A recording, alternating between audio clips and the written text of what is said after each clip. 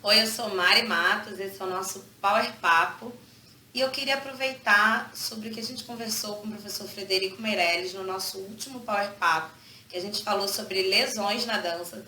Se você ainda não assistiu, vai lá assistir, ficou bem legal. Tá lá no nosso GTV, tá dividido em duas partes. E eu queria aproveitar o gancho que o professor falou sobre a importância da preparação física, né, para quem trabalha com o corpo, atletas e bailarinos. Nós trabalhamos com o corpo, nós somos artistas, mas nós trabalhamos com o corpo. Então a gente precisa começar a pensar sobre a importância da preparação física. Então eu queria hoje conversar com você sobre preparação física na dança.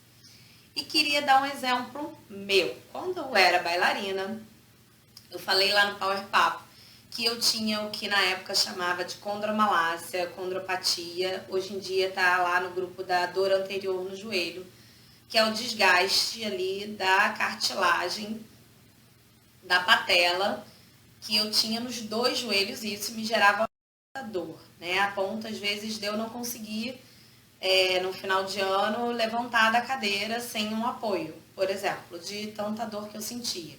Eu sentia também dores no quadril. Mas eu sempre fui uma bailarina muito disciplinada, né? E corria atrás de fazer algo que eu achava que fosse me ajudar. Eu já entendia que só a aula de dança não ia preparar o meu corpo para o que eu precisava na hora de dançar, né? Então eu fazia exercícios, aulas de chão, ia para musculação, fazia pilates. Mas de fato, nada disso adiantou na época que eu dançava para me deixar sem dor, para me deixar sem nenhuma lesão ou para prevenir alguma lesão. E o que havia de errado ali naquele cenário, né? Se você corria atrás de fazer outras coisas, se você fazia por onde, né, preparar o seu corpo. Mas como a gente conversou, a maior parte das lesões na dança são por excesso de uso. Então, às vezes, eu estava dançando 8 horas, trabalhava numa companhia, depois ia fazer aula na escola de danças.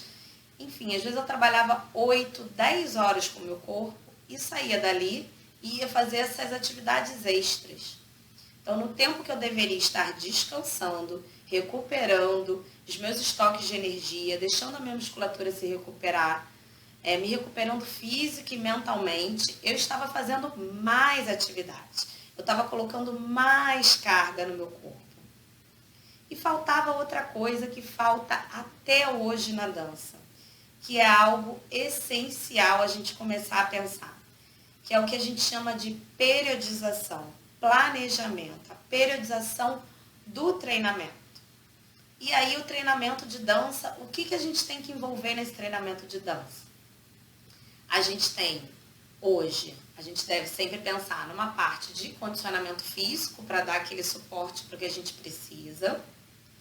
E esse condicionamento não deve, então, ser entendido como um ponto extra. Depois das aulas e ensaios eu botar mais alguma coisa, ele tem que ser parte do meu dia.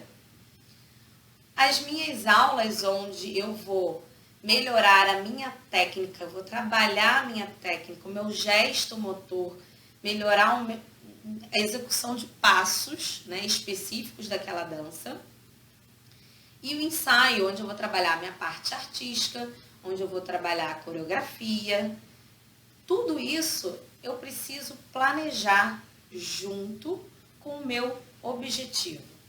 Eu vou te dar um exemplo. Quando você escuta que um atleta está no meio de um ciclo olímpico, o que você entende sobre isso? É exatamente isso. Ele está no meio de um ciclo, de um planejamento, onde o foco é atingir o mais alto grau da performance durante as Olimpíadas. A gente não consegue manter o auge da performance para sempre. A gente atinge a performance, fica ali num platô e depois a gente cai, né? Diminui um pouquinho e volta. Então, a gente precisa planejar para chegar naquela fase, naquela apresentação-alvo que a gente tem, na melhor performance. Quando a gente pensa num planejamento de forma ampla, que a gente chama de um macrociclo, por exemplo, dentro de um ano, eu divido essas fases numa fase preparatória, onde eu começo a trabalhar o meu condicionamento geral, uma fase de competição ou de apresentação, que é mais específica, onde eu preciso trabalhar algo mais específico, e uma fase de transição para um próximo ciclo. Então é importante eu entender quais são as demandas que eu preciso trabalhar nesse bailarino, e para isso o preparador físico, o educador físico vai saber enxergar quais são as qualidades físicas que ele precisa trabalhar para aquela determinada modalidade de dança. Eu preciso, em conjunto com professores e ensaiadores, planejar todo o meu treinamento, toda a minha quantidade de treinamento e intensidade de treinamento, para que o meu bailarino chegue na apresentação, que eu espero que seja a principal dele, que ele chegue na apresentação no auge da performance dele.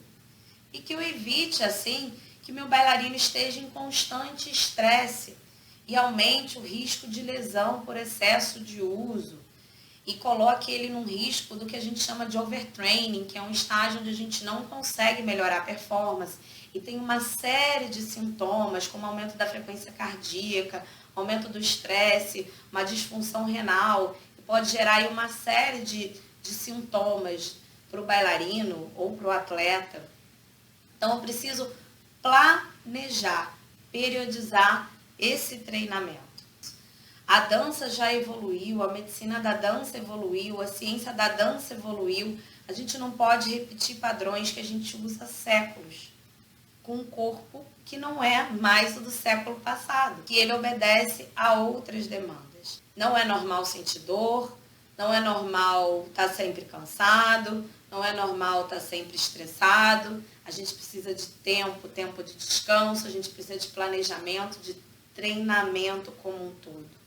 Só assim a gente vai conseguir dar mais qualidade de vida para os bailarinos, a gente vai ter uma carreira mais duradoura, a gente não precisa se aposentar com 30 anos. Eu vou colocar aqui na descrição do vídeo alguma literatura sobre o tema de periodização, 2 livros do Bompa, que são referências sobre periodização no esporte. E vou colocar aqui também o nosso único artigo sobre periodização na dança, que é do Ion, que é um autor do Reino Unido, que estuda medicina da dança. Ele faz uma proposta de periodização que a gente chama de microciclo, apenas uma semana antes da apresentação. Então, ele convida a gente a pensar no que ele chama de tempering, que é a redução desse volume e intensidade, em uma semana antes da performance da apresentação. Vai reduzindo ali o volume e intensidade de treinos e ensaios para atingir o auge, então, no dia da performance, na noite de performance.